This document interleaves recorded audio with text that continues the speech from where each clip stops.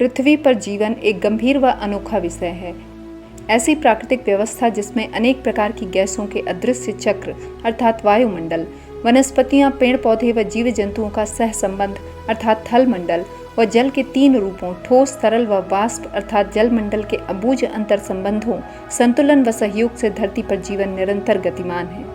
इस जीवन व्यवस्था का एकमात्र सरल नियम है कि प्रकृति व पर्यावरण को हानि पहुंचाए बिना उसे सुरक्षित व संवर्धित करते हुए हम धरती पर आनंद से रहें। परंतु यह बेहद दुखद व भयावह है कि ये व्यवस्था अब छिन्न भिन्न होकर विनाश की सीमा पर खड़ी है।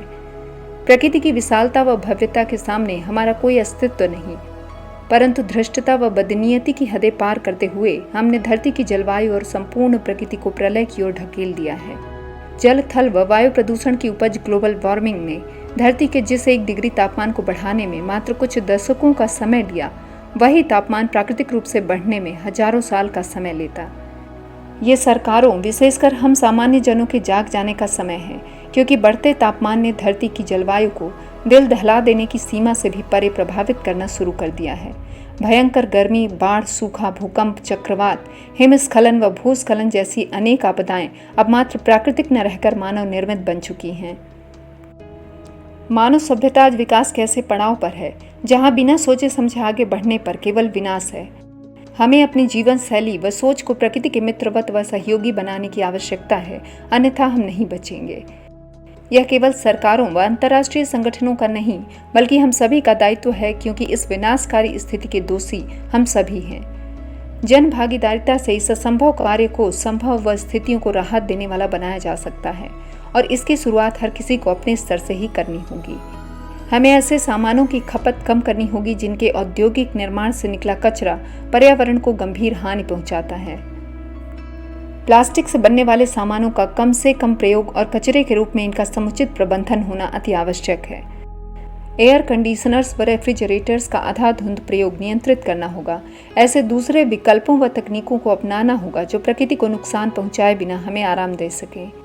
एसी और रेफ्रिजरेटर्स से निकलने वाली HCFC और CFC गैसें ओजोन परत को सीधे तौर पर नष्ट कर रही हैं। हमें अपनी ज़रूरतों को सीमित करना होगा, उनके दूसरे सरल व हानिरहित विकल्पों को खोजना होगा। हमारी ज़रूरतें उद्योगों और कारखानों को निरंतर सक्रिय रखती हैं। परिणाम स्वरूप इनसे निकलता जहरीला धुआं ग्लोबल वार्मिंग के रूप में जीवन पर संकट के रूप में छाया हुआ है। साथ ही उद्योगों से निकले कचरे को नदी, नालों व खेतों में न उड़ेलकर रिसाइकल की प्रक्रिया द्वारा पुनः प्रयोग लायक बनाया जाए। प्रदूषण का दुष्प्रभाव हमारे शारीरिक व मानसिक स्वास्थ्य को बिगाड़ रहा है। ऐसे में वायु प्रदूषण से बचने के लिए आवागमन के साधनों में प्रदूषण रहित ईंधन का प्रयोग अनिवार्य रूप से हो।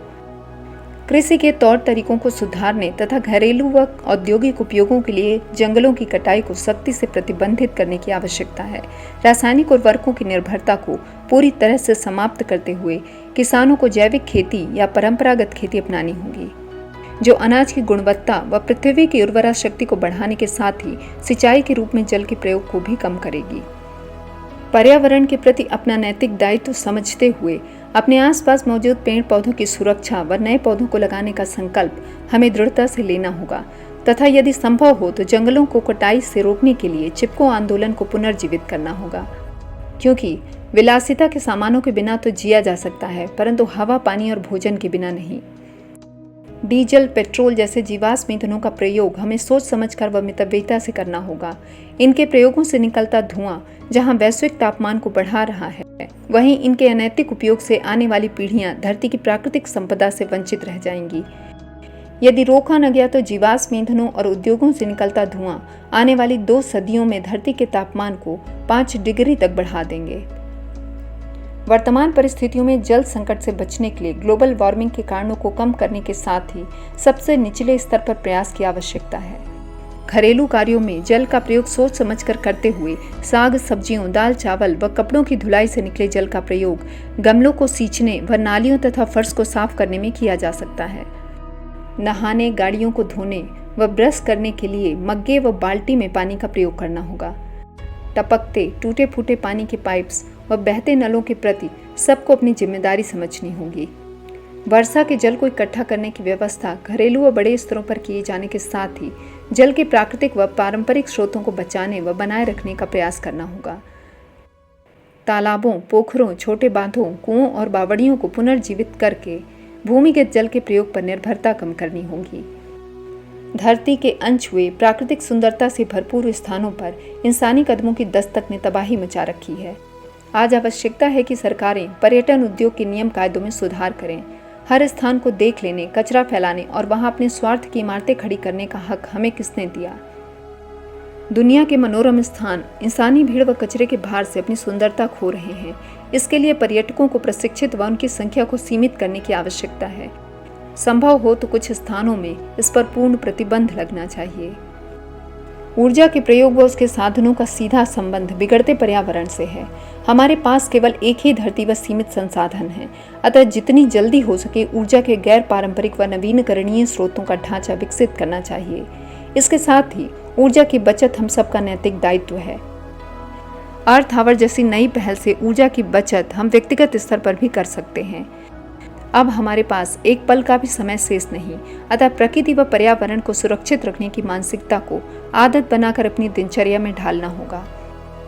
जीवन सुखी, सरल व दीर्घायु तब तक है जब तक हम पर्यावरण की व्यवस्था में छेड़छाड़ न करके उसे सुरक्षित रखते हैं। अन्यथा प्रकृति की क्रूरता क्षण भर में हमारा अस्तित्व मिटा सकती है।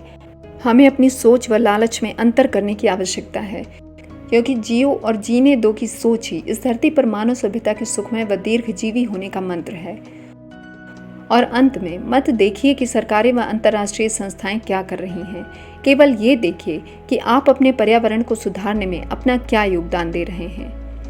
पर्यावरण सुरक्षा एक अत्यंत व्यापक विषय है, जिसके सभी पहलुओं को एक ही वीडियो में समेटना अत्यंत कठिन है। तो आज के लिए बस इतना ही। धन्यवाद।